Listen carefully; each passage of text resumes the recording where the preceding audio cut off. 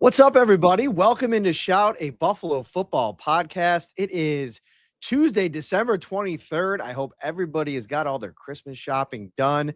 It is the last episode before Christmas as the Bills take a couple days off. They were preparing down in Orchard Park today. We're going to talk about a couple things in this episode. The latest on the injury report. I want to get into this wide receiver room a little bit. Obviously, some of the numbers coming out over the last 5 games are concerning. We're going to dive into this room and what it should look like in the postseason. And then we'll take a couple questions, insider questions as well. We'll have a little fun at the end. Ryan Talbot, how are you, buddy? Hey, I'm doing great. Merry Christmas, Adam, or Happy Festivus to those who celebrate either of those. So you're right. Holiday season, almost Christmas time. We just had the Talbot family Christmas today, and it was a good time. All right, I like it. You're getting a little aggressive here. Going 2 days before Christmas. You're starting the festivities early. You got the Santa. Is that Walter White there in the Santa hat, or It's just more like a smiley face with sunglasses and a beard, but I could see that. All right, you got the you're in the holiday spirit, and I Absolutely. That's a great shirt. All right, so let's go. Let's start with the wide receivers. I mean, both of us watched this game back, and the big takeaway from the passing game for me is just continued missed opportunities. And I feel like that has been the storyline around this group all season long. I mean, it's really what's led them to spinning their wheels a little bit over the last couple of weeks, trying to find answers in the late part of the season, which is just not ideal. And you have Gabe Davis, who the Bills go out and they sign earlier this year, coming off the knee injury. Comes back. He's actually looking like a pretty steady force in that wide receiver room. He's been inactive the last 2 games. Keon Coleman, who's had now a couple of different spats of being a healthy scratch. This last one is the most, ominous, for lack of a better word. You have Brandon Cooks, Josh Palmer played the most snaps for any wide receiver this last week. Khalil Shakir obviously heavily in the mix. I guess to start with, from a 30,000-foot view perspective, what do you make of what the Bills have at wide receiver right now, what we've seen out of this group, and where expectations should be for it moving down the stretch here and into the playoffs? So in terms of what they have right now, I still don't think they know what they have right now. They're still mixing and matching and trying to figure out the best combination of players for this team. And it's funny. This is a conversation my brother and I had earlier today about, what's the best combination with the playoffs coming up. Right or wrong, and I could be wrong on this, I think the Bills know exactly what they have in Gabe Davis, and I think they're going to feel comfortable playing Davis come playoff time as one of their top 5 players if need be. I think they're trying to test the waters, so to speak, with Brandon Cooks, with when it comes to what they have there. 2 weeks in a row, he's been able to get open on what would be big plays downfield. Both times, however, he has not been able to haul in catches that were right there on his hands, so that's concerning. When you look at Mecole Hardman, Hardman obviously is someone that you can depend on in the punt return game, except for the last one of the game. They put Shakir back there because of the winds, this, that, and the other. So maybe come playoff time, he's not one of your guys. And Cooks ends up being your speed guy. You have Gabe Davis as the person that has the chemistry with Allen. Obviously, Shakir is going to be Allen's number 1 target in terms of the actual wide receiver room. And then beyond that, you look at the other side of the coin. I think that Keon Coleman, the writing might be on the wall that he is not going to be part of that top 5 in that rotation. Joshua Palmer was paid a ton of money to come in here and play a big role, and I know it hasn't really worked out minus the Atlanta game, but he's got to get factored in as well. I mean, you take a look at Keon Coleman's season, Ryan, and it is really baffling coming into a year that you really don't do a lot at the position this offseason. And we've talked about this on the show several times about how, a lot of that probably had to do with what they felt like, at least in the front office, they had in Keon Coleman. And you start out of the gates with that 11 target, 8 catch, 112 yard and 1 touchdown performance, and then go through the rest of the games. And it's like 3 catches for 26, 3 for 20, 3 for 45, 4 for 23, 3 for 11, 3 for 30, 2 for 17, 3 for 46 in the loss to Miami. A lot of that came in garbage time. 2 for 9, 2 for 16. And then in the New England game, 0 targets, 0 catches. It hasn't been good enough.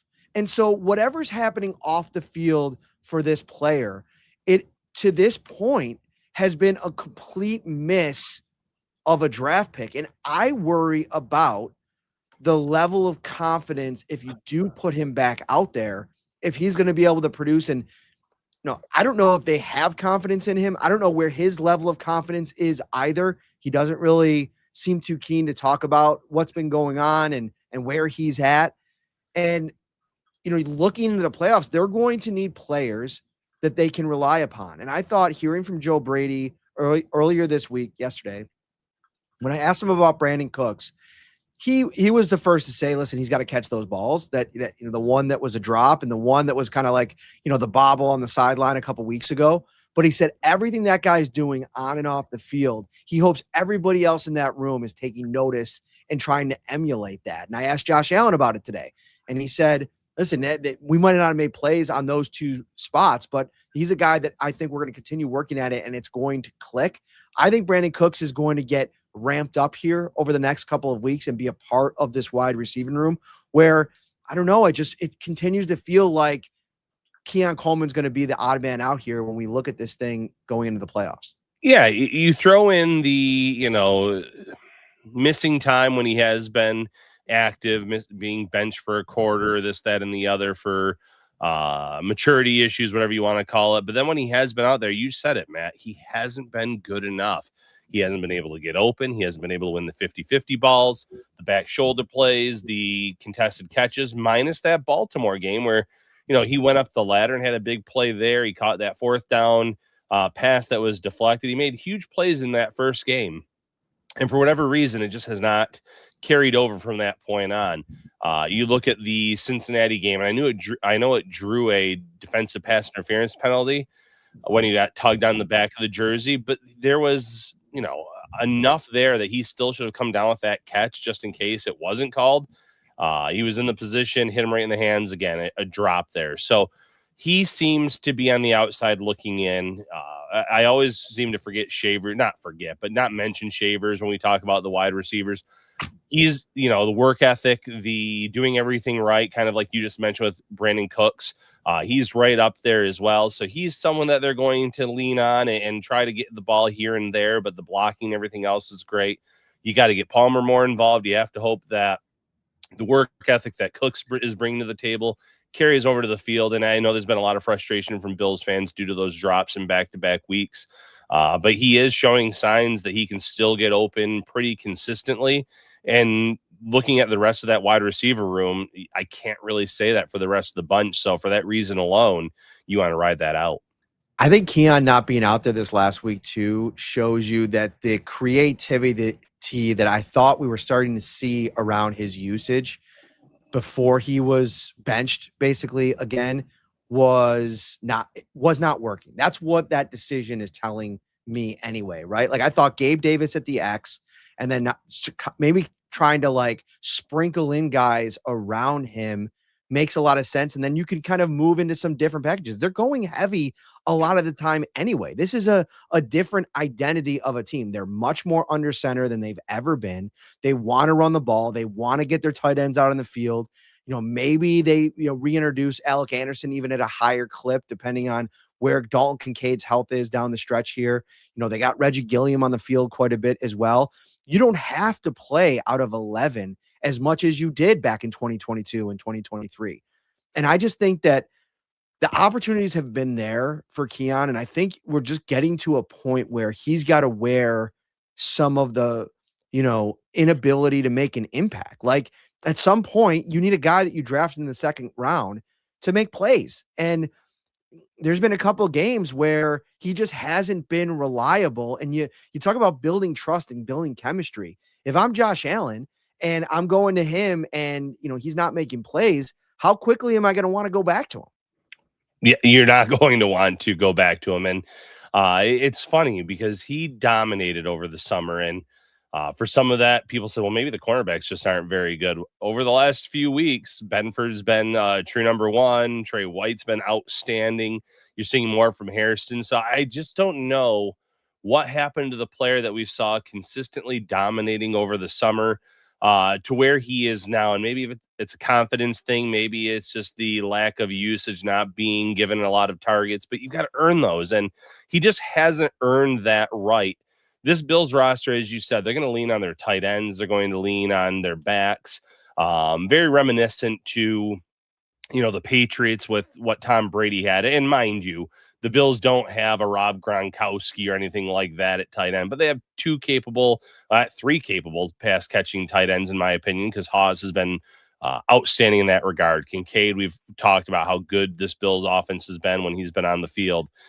Dawson Knox, I know, brutal drop in the end zone, but 2 great weeks before that. You have backs that can catch the ball and also dominate on the ground. And then your top receivers, generally the slot guy, much like those Patriots teams were. So it's not the greatest roster offensively that this team has had in Josh Allen's time in Buffalo. But there are ways for them to exploit matchups come playoff time. If you want to exploit this holiday week and get the best deals in town, you got to get over to Tops Friendly Markets. Hook up your game day watching experience because every day this week can be Slider Sunday. Get ready for Slider Sunday your way with King's Hawaiian at Tops. Every Sunday is an opportunity to enjoy delicious sliders made your way, and now you can win big while doing it. Vote for your favorite slider weekly for a chance to win a man cave makeover. Grab your favorite King's Hawaiians products from Tops. Craft the ultimate sliders to make your Sunday even more special, and visit topsmarkets.com/Slider Sunday. All right, final thing on this, Ryan. Is Keon Coleman back in 2026? I think he's back, but he has to earn a roster spot. So it wouldn't shock me if he was the odd man out on the 53-man roster post-training camp. I just think that with that rookie contract, there's no reason to cut him at that point. Now, would there be a trade market for the guy? Maybe. I just don't see a lot of teams beating down the door for him. So when you consider all those factors, I think you bring him back, you let him come to training camp, you tell him that his second-round status means absolutely nothing, and that he's got to earn one of those roster spots in 2026. I don't think he's going to be on the roster in 2026. I think I've gotten to a point here where I think that there's a level of frustration I sense. This isn't anything that I've been told. This is just the sense that I get in the ongoing waiting for him to grow up a little bit.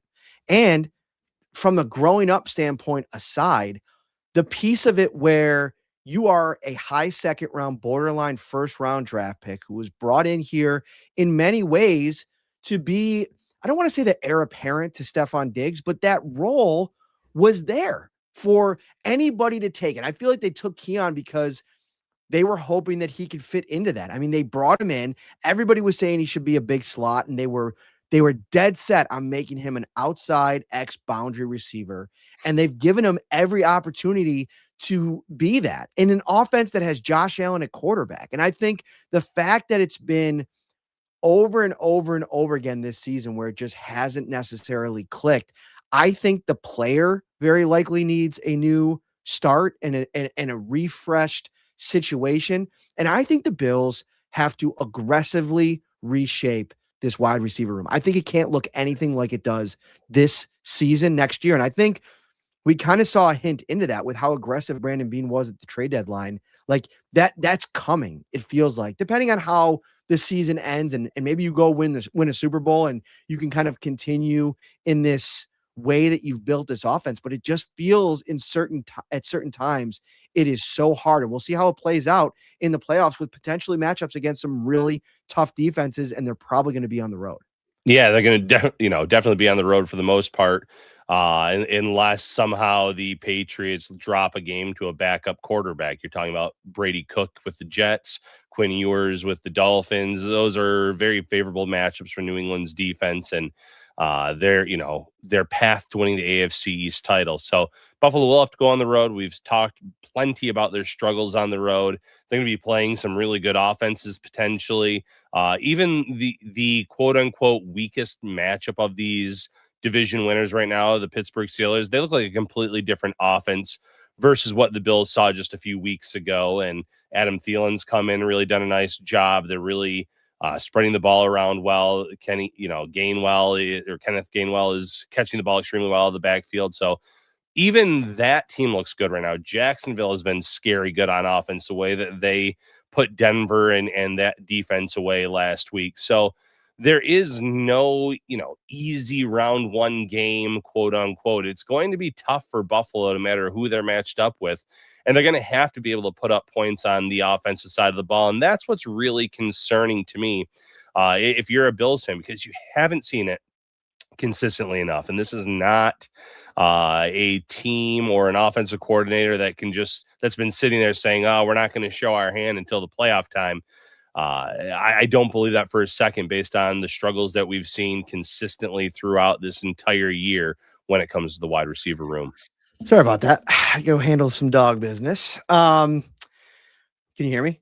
Yeah. Okay.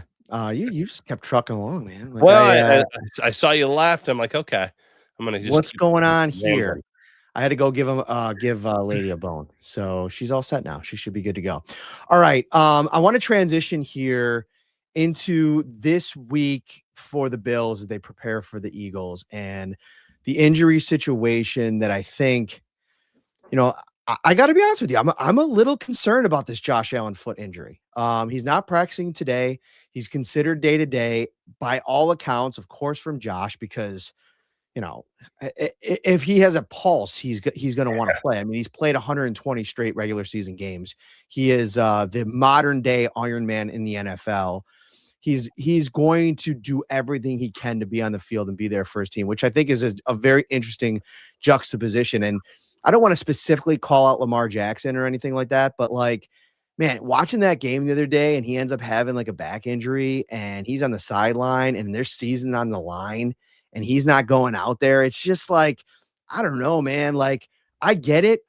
Patrick Mahomes has played with a broken ankle before or very close to it. And, it just feels like every time any type of adversity gets thrown at Lamar Jackson, it's just it's bad news. So Josh Allen to me sometimes may have to be protected from himself. I saw a clip from Osiris Torrance was on the podcast with Witt and Fitzpatrick this week. And I just saw a quick clip of it earlier today.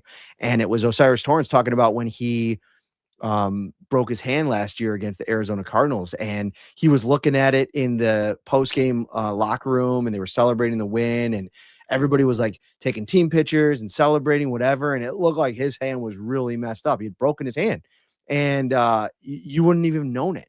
And so I think that this week, I get it. They could still win the division if something crazy happens against the Jets or the Dolphins for the Patriots.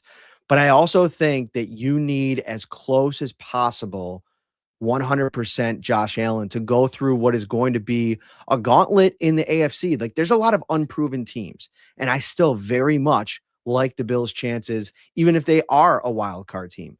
But you need Josh Allen healthy. And I think, watching him walk in the field house today and then in the locker room, there was a limp there still on Tuesday. Sean McDermott has said multiple times that he's been sore. I don't know. I'm not very confident if you got to send out Mitch Trubisky to start this game this weekend against the Philadelphia Eagles, but I'm also not willing to jeopardize his health if it's something where he needs to rest that thing for a week or two.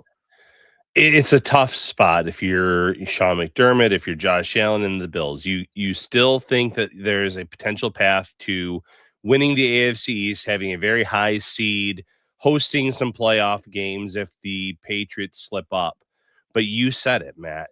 These last two games don't matter at all versus what's ahead come playoff time. And making sure Allen is healthy or as healthy as possible come playoff time, even if that means having to go on the road, is a lot better than having to potentially, play a home playoff game where you have him at well less than 100%, or a nightmare scenario happens and you have to play Trubisky come playoff time in some way, shape, or form. Allen is going to go out there as long as, the team allows him to. He's not someone that just waves the white flag or says he's not going to go out there because of some aches and pains. But this Philadelphia Eagles defensive line and team as a whole, they have some great athletes up front that can get in his face, cause some problems.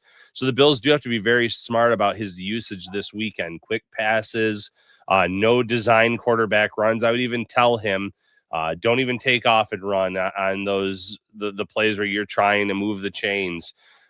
You want him in that pocket. Don't want him scrambling around, running backwards. The problem is it's Josh Allen. He's going to try to avoid sacks and run around all field and put some more stress on that, the foot, the ankle, what have you. And that's what worries me a little bit if I'm a Bills fan.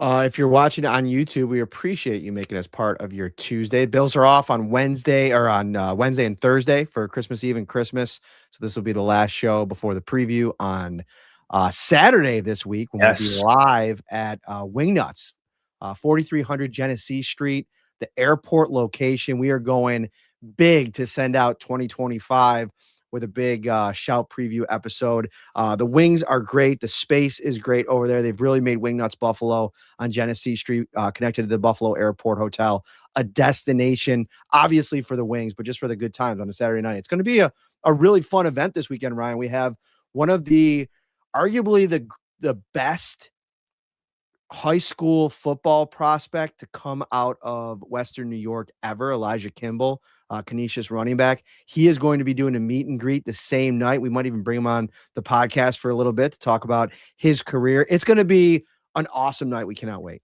Yeah, we're pumped about it. And Kimball, man, what an athlete.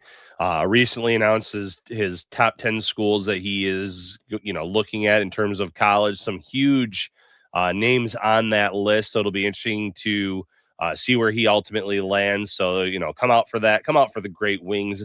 I was there a few weeks ago when we were up in Buffalo. We didn't have a live show there, and that place was packed. They're always bringing people in because of the wings, because of the atmosphere, and because of the good times. Yeah, the top 10 schools for Kimball. We'll definitely ask him about this weekend if he comes on the show. Michigan, Syracuse, University, Ohio State, Maryland, Florida, Kansas, Tennessee, Indiana, Washington, and the U, Miami University. That'll be a great show. We cannot wait for that one. All right, let's get back to the injury report. Couple of DNPs today. Now, the Bills, they don't have to put out an injury report today because even though they're practicing, they sped things up this week to be able to give their players a little bit more leniency over the next 2 days in terms of what they're able to do. So the first injury report truly will come out tomorrow, and they'll probably be in the building for maybe a walkthrough or something of that nature. It's closed to the media over the next 2 days. But so what we have here is did not practice today is the following. Jordan Phillips, obviously Josh Allen, Matt Prater still dealing with that quad. The Bills brought in 3 tryout players at kicker, including Young Ho Koo, who went to the same college as Tyler Bass. He's obviously been on a couple teams.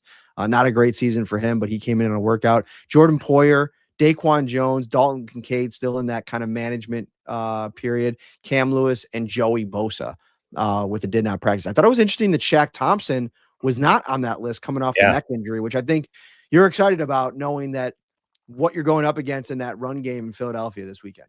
Yeah, that's huge. Anytime you hear a neck injury, you're always very worried, especially in the case where Thompson didn't return in the game last week after that occurred. So maybe the Bills, though, just thought that they would be able to win the game without him, which they ultimately did. Or just maybe they wanted to get more tests done, whatever the case may be. But not him not being on the injury list is massive because he has been their best linebacker by far this season. Although Matt Milano has really turned back the clock the last 2 weeks, made some big splash plays for that unit. So that's encouraging. And then a lot of those names that you mentioned, Matt, Kincaid, we saw last week, didn't practice. More so management and keeping him fresh as possible for games. Obviously, that's going to be the case with Allen. Knowing that Jordan Poyer is listed as day to day, that might be the same case for him and Bosa too. It's all about the Sundays and having him ready for game day. Don't want to overwork him throughout the week leading up to it. So a lot of those did not practice or participate. I think are more so just kind of load management. Luke here in the comments over on YouTube, great first name, by the way, says he'll take Allen on his word that he's good to go. He's notably an NFL MVP because he's known for being tough. So he said he's not taking our word for it. I'm just saying, I'm a little concerned if you run him out there with a bum foot against the Philadelphia Eagles in that front. I just think it's concerning. I think any injury to Josh Allen is concerning at this point. Like this to me, correct me if I'm wrong, Ryan. Like this to me is an opportunity, and it's so cool. I was thinking about this earlier today. Like without all of these longtime AFC contenders not being in the playoffs, like what's going to be like if the Bills go to the Super Bowl and don't beat the Chiefs? Well, they did beat the Chiefs. They beat the Chiefs. They beat the Ravens.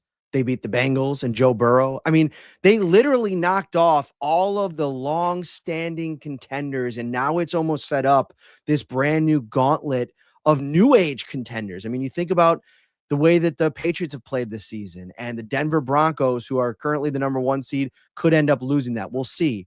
And then, some of these other teams that are looking like the real deal, the Houston Texans, the LA Chargers, the Jacksonville Jaguars, like it's setting up for this huge opportunity. And if this foot thing becomes a longer standing issue, and maybe they've done the work and they're okay with sending him out there and he's good to go and it's going to get better and he can run on it, fine. I just would be very, very cautious with it, knowing the opportunity that sits ahead of them. Yeah, no, I'm right there with you. You got to think big picture. Obviously, he was X-rayed. Everything came back fine at halftime. That's why he came back out and played. And I thought he moved pretty well. But you said there's a noticeable limp still right now. This Eagles team is going to be tough because you're getting Carter back in this matchup. They have Jordan Davis. They have just a really good front of guys that can get after the quarterback. So all we're saying is you don't want to see something happen to the franchise before the playoffs, especially in a year where it is wide open with a lot of new teams that maybe don't have close to the experience that Buffalo has come playoff time. Sticking in the comments, Matt, we have another one in here about Young Hoku saying it's terrifying that he was pretty much brought in here. Watching Michael Badgley last week was a terrifying experience in and of itself. I mean, the guy missed an extra point.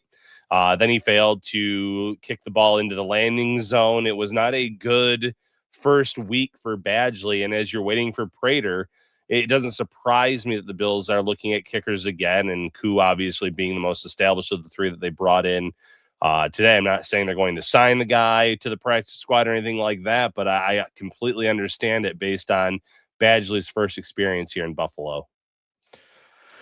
We can't wait for the live event this weekend. They do a great job hooking that up. We're also brought to you by Tops Friendly Markets and Amtrak. And if you're looking to travel this holiday season, I don't care where you want to go, make sure you head over to Amtrak.com to just check out what deals they have going on, where they can get you, no baggage fees. Free Wi-Fi on every train trip. And then obviously kids ride 50% off. Amtrak is the way to go if you're traveling around the holidays or really anytime, Ryan. I wanted to get into one more thing before we get out of here on this Tuesday. Is there a player on the Bills defense that means more to them right now in terms of staying on the field and healthy than Cole Bishop? And let me parse this out for you and explain where I'm going here.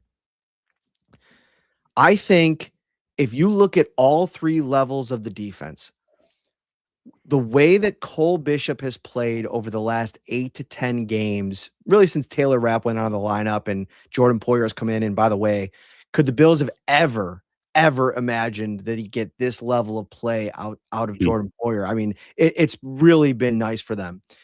But I think Cole Bishop is as important as maybe even Joey Bosa, who I've made the argument as how important he is to that defensive front. If Bishop goes out at any point and misses any time, now you're placing an even larger role on Jordan Poyer. You're probably asking Cam Lewis to come in and play. You're going to have to change the dynamics of who you ask to play the dime, the nickel safety role. And I just think Bishop has played at such a high level. And there was one play in this last game that I thought illustrated the football IQ, the athleticism and the toughness of Cole Bishop that I think you're really starting to see it all come together from. It was the double reverse where he was kind of in no man's zone in open field. He was going to get out of there to try to, if it was going to be a play action pass, to defend the pass, I believe, and get into some type of zone scheme. And instead read the play, stayed in his spot, sat down, and then made the tackle in open field. It was as impressive of a play as I've seen from him. And he's made a lot of really big splash plays this year. I just think they really need him to stay on the field because what's available beyond him and what he's meant to that defense, it's unbelievable how far he's come in a very short amount of time.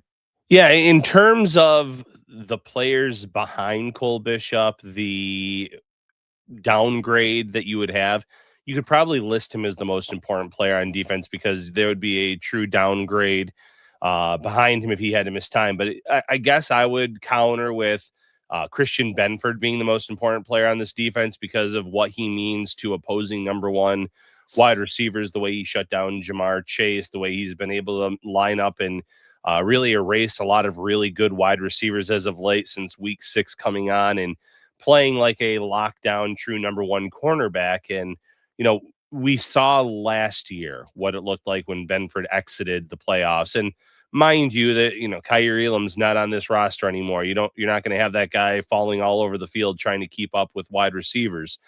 You drafted Max Hairston for a reason. Trey White has really come on strong in the last month plus.